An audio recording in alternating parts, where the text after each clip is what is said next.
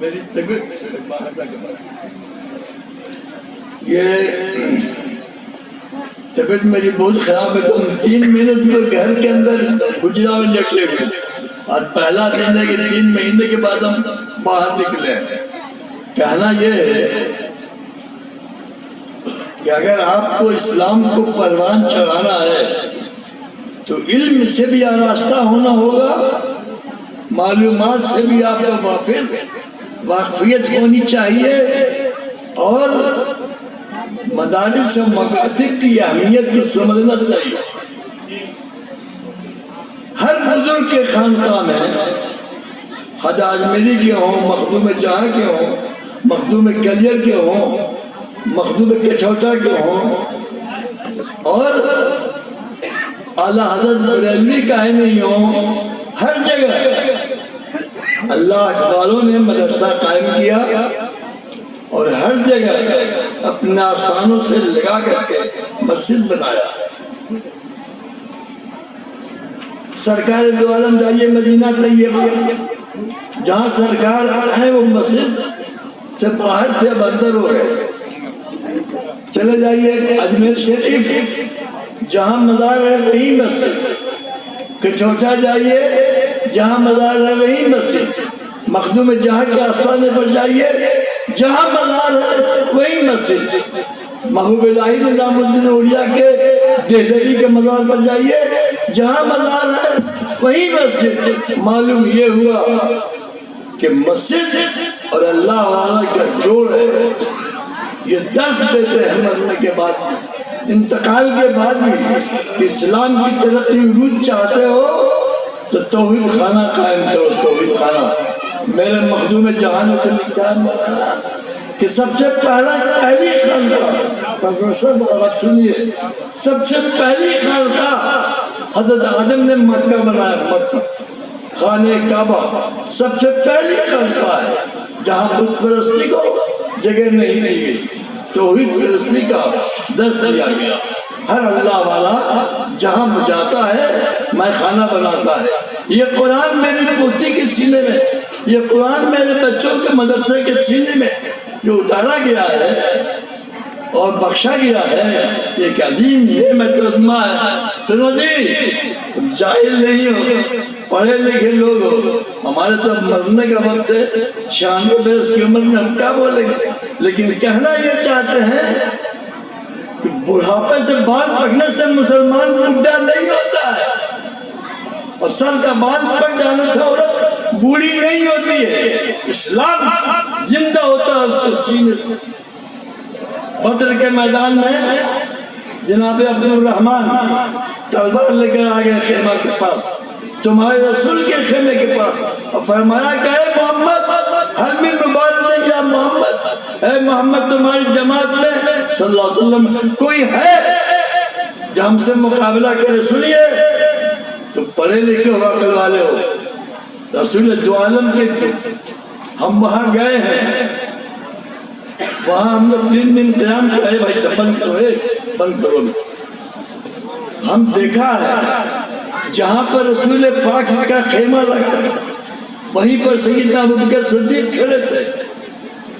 جیسی وہ سب ایمان نہ لائے تھے، جناب عبد الرحمن تلوار لے کر آئے، میدان میں کھڑے ہوئے فرمایا یا رسول اللہ، حل من مبارز یا محمد، اے محمد تمہاری جماعت میں کوئی ہے جو ہماری تلوار کا مقابلہ کرے؟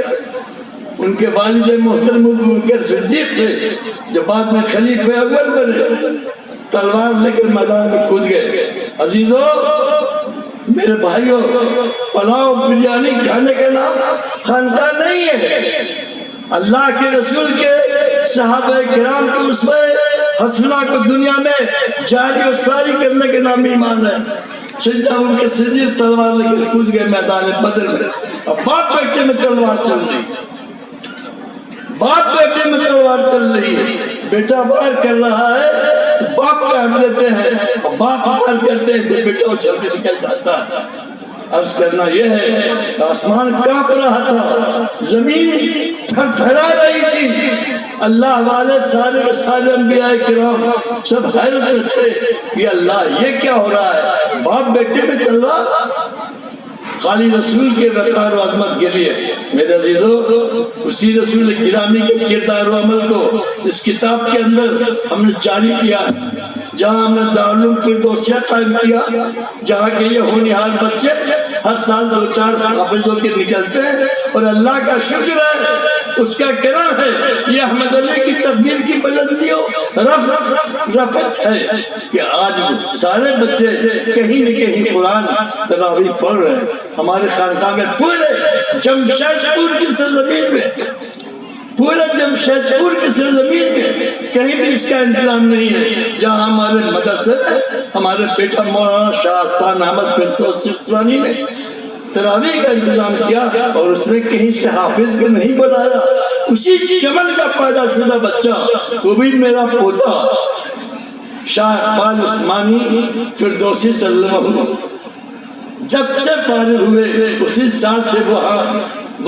پہلی تاریخ سے لے کر کے 27 تاریخ تک تلاوت تراویح سناتے ہیں، اور بچہ بچہ، عورت لڑکا، گورا کالا ہر انسان ان کے پیچھے نماز پڑھتا ہے، اور اسی لیے ہم نے ان کو جمعے کے دن اپنے مدرسے کا خطیب بنایا ہے، اور اللہ کا شکر ہے کہ اس کے پیچھے ہم نماز پڑھتے ہیں تو میرا ایمان زندہ ہو جاتا ہے، کیونکہ قرآن کو زندہ پڑھتا ہے۔ حضرات گھوڑے کالے سے نہیں ہے، ڈگری سے نہیں ہے، کردار و عمل سے۔ عرض یہ کرنا ہے کہ ہم نے مدرسہ بھی قائم کیا، اور یہ خانقاہ بھی بنایا، مسجد بھی بنایا، اور پھر انگلش میڈیم اسکول کا بھی ہم نے انتظام کر دیا، جس کے بلڈنگ میں ہمارے آنے والے آپ جیسے مہمان 1-2 نہیں بے شمار پڑے ہوئے، سب کا بسترا لگا ہوا ہے، اور سب عزیزوں کے لیے ہم نے ایک توشک اور تکیے کا انتظام کیا۔ سب لوگ اب اتنی میرے پاس کا صلاحیت تو نہیں ہے کہ سب کے لیے لحاف اور کمبل لانے، وہ تو اپنا انتظام کر کے آنا پڑتا ہے۔ تو بہرحال آپ سے کہنا یہ ہے، اسلام سرفروشی و قربانی اور جانثاری سے زندہ ہوا ہے، اخلاق کی بلندی زندہ ہوا ہے۔ اور صبح ہم بول رہے تھے، پھر ہم بولنا چاہتے ہیں، سنیے، میاں بیوی میں جھگڑا ہوتا ہے۔ ہماری اہلیہ محترمہ جن کا مزار مدرسہ کے پاس ہے، انہوں نے ایک بچے کو کہا کہ تمہارے ہم جو باہر سے سفر سے آئے ہیں، مولانا تو ان کے بچھونے کے اوپر حسان بابو کی والدہ محترمہ کے بچھونے پر ہم بیٹھنے لگے۔